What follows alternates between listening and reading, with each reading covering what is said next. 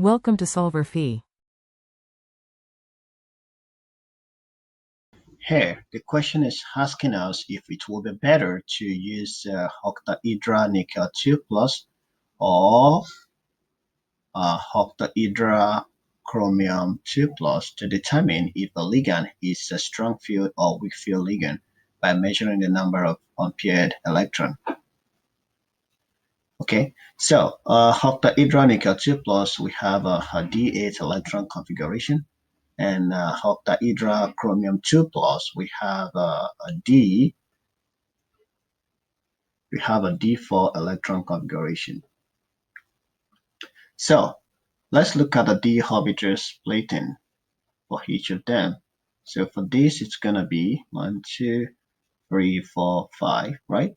And if we go 1, 2, 3, 4, 5, 6, 7, 8, assuming, weak field or strong field. So for this, it's going to be 1, 2, 3, 4, 5. So here we can go 1, 2, 3, 4, or 1, 2, 3, 4. Right here, our hole is still,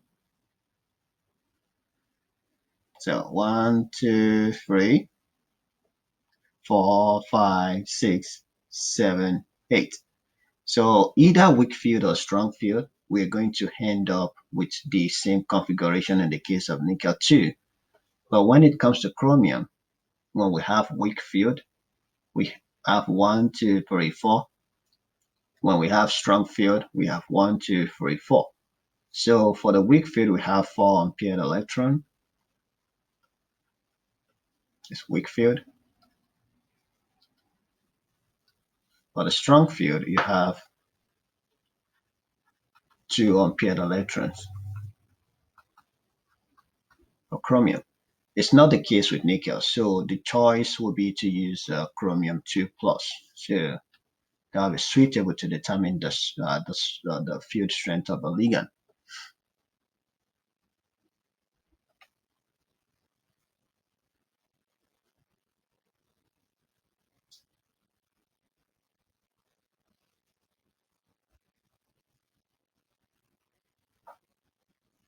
So the question is asking us, how else could we determine the relative ligand field strength?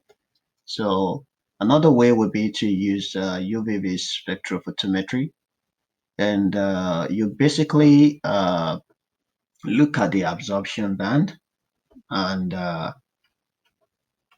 you use this equation. So the landmarks of absorption is correlated with the energy. So the longer the wavelength of absorption, the lower the energy gap between the EG and the T2G orbitals. And that will tell you if the ligand is strong field or weak field. A longer wavelength of absorption means you have a shorter, a smaller energy gap between them, and that means weak field. A shorter wavelength of absorption means that you have a higher energy gap between the two orbital sets, and that means a strong field ligand.